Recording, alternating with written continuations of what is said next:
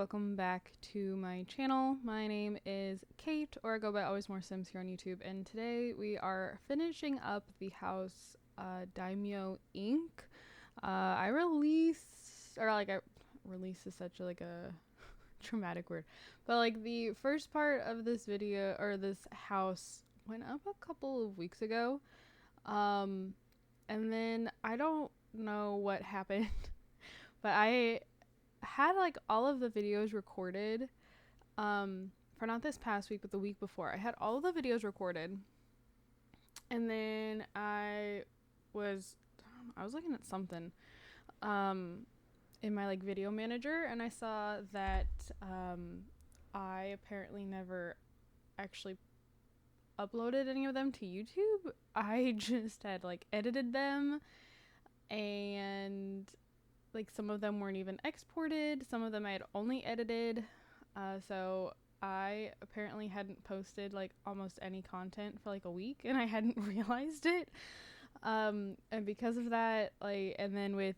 the Home Chef Hustle and my current household videos, like, then the speed build got pushed back, or like the furnishing. But then I also realized after I finished recording the last part that I forgot to put the lights out around the house. So that's actually, as you can see, what we're doing right now. And then we go inside and we continue to furnish. So sticking with the theme of the house being very like monotone, very black, white, gray, the furnishing is very black, white, and gray. The walls are gray. The furniture is all white. There's a couple like pops of color in the bedrooms. Like there's 3 bedrooms, a nursery, 2.5 baths, an office, laundry. There's the garden out back. There's an office, but like I decorated for 2 boys. Both of the rooms have like a blue kind of theme to them. The master bedroom is predominantly white and black with like a pop of purple in a single lampshade.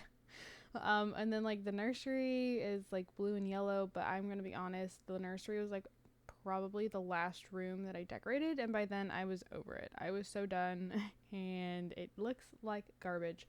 I'm not really a fan of the like kids room either. Like you can tell there's like one's more like kid themed, one's a little more like teenage themed.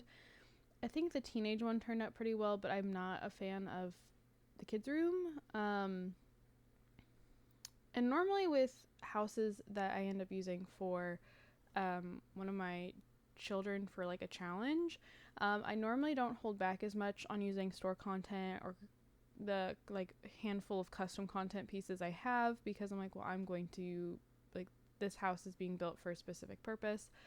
But I'm not gonna lie, I actually kind of forgot that I did that with these houses, that I don't really restrict myself on the kind of content, like the content that I use in them.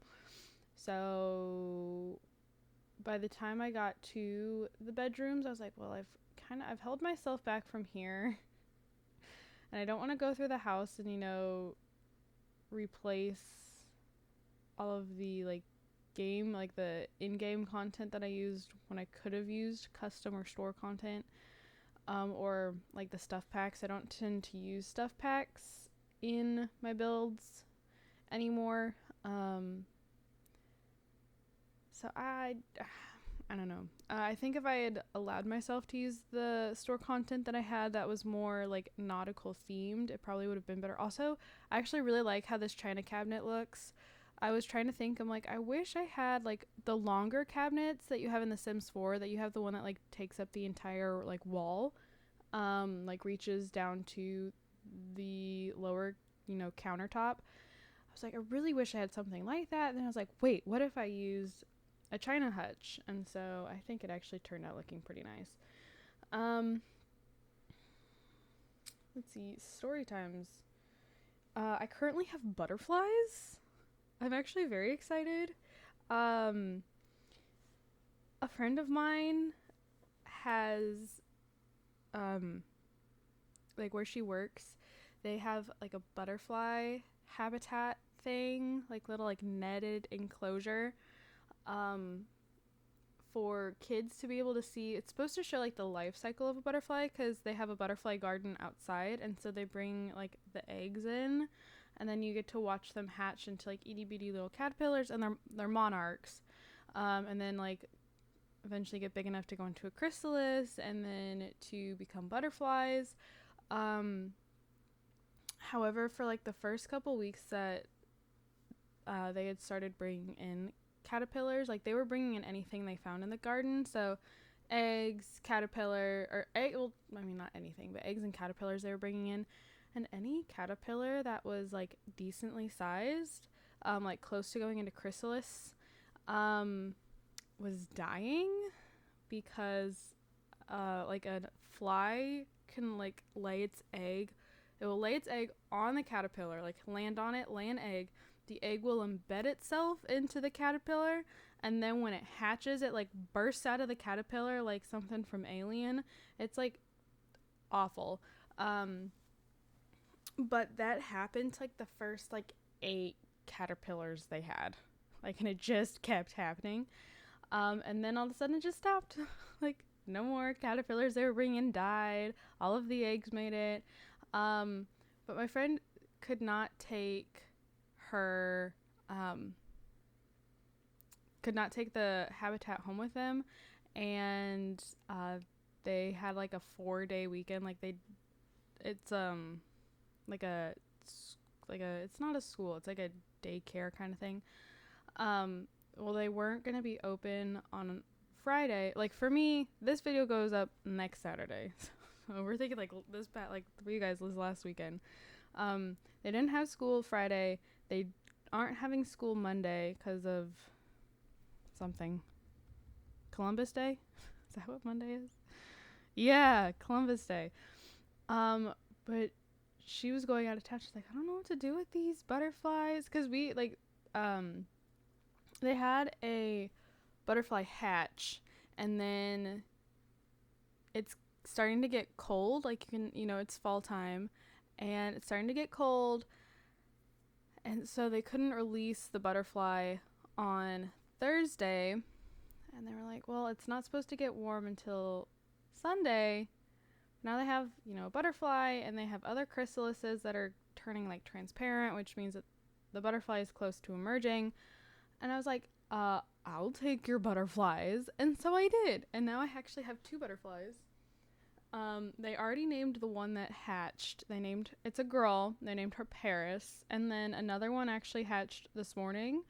And I'm also pretty sure it's a girl, because girl monarchs have thicker veins, and they don't have there's like a small dot that'll be close to like their back, like their abdomen. On one of the veins, there'll be a dot on both sides of like the inside of, like, when the wings open. I'm doing a terrible job explaining this. When the wings are open, like all the way along like the butterfly's abdomen, back, whatever that part is called, on one of the black veins of the wings, there will be a dot, and the veins will be thinner, and that means it's a male butterfly. But if there's no dot and the veins are thicker, it means it's a female. So Paris is a girl. And then there's another one that emerged this morning.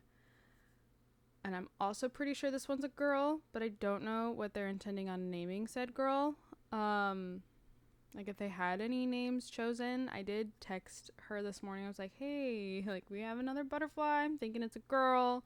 Did you have names? She got back to me like, oh, great. Like, that's so exciting. And then didn't say if they had names, or like if they had like a list of names or whatever.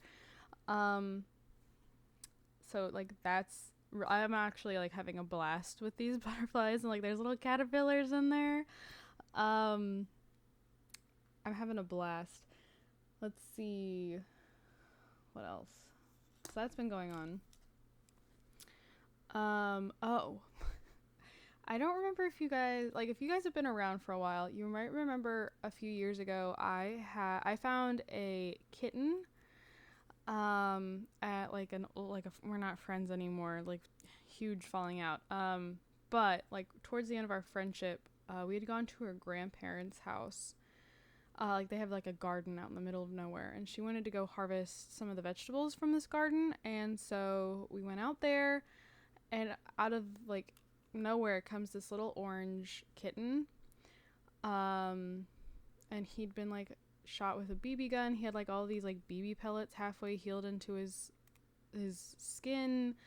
And when we went back to the car for something, and we left the door open, and he hopped like right up into the car, and we're like, well, guess he's coming back with us. And originally I was told, you have 2 weeks to find this cat somewhere else to live, but no one wanted him, nothing happened, so he ended up staying with me, and I was like, oh, well, now I have a cat. And his name was Mochi, after the cat from Big Hero 6, because that is one of my all-time favorite movies. And for the first few months that I had him, he was like the sweetest thing ever. We were guessing that he was around 6 months when we found him. Very sweet, very lovable. But he stayed in my room, because at the time we had another cat, and the other cat did not like Mochi at all. Hated Momo. And so Mochi ended up just staying in my room, and even more so, he was like mostly in the bathroom, because that's where his litter box was, that's where his food was, and he only occasionally came out into my room. And at the time, like, I was still taking on foster puppies, and he was very iffy on dogs. Like, he'd gotten used to mine, but like he wasn't a fan of the puppies, like, understandable. But the longer I had him, when he hit about like the 8 or 9 month old mark, he turned into like a total jerk. Like, he was like peeing on all of my stuff. He was constantly like peeing in my sink. He would pee on my bed. He was peeing on my like desk chair, and my old desk chair was cloth. And like at first I was like, he's trying to tell me something. He's got like a UTI something. So we take him to the vet. No UTI. Turns out, nope, he's just being a jerk. Now he was declawed, because I know like I feel guilty declawing the cat, but at the same time, it was one of those things, I didn't want my stuff getting torn up. And he was going to be an indoor cat anyways, and like it's like some people say that, you can declaw a cat, it's fine, it's like doesn't harm them, and then others are like, oh my gosh, it's like taking their fingers off the knuckle. And so like I'm always getting like, I don't know. And I thought at the time that declawing him was the right option. And I know that, again, it's very controversial on if you should or should not declaw a cat.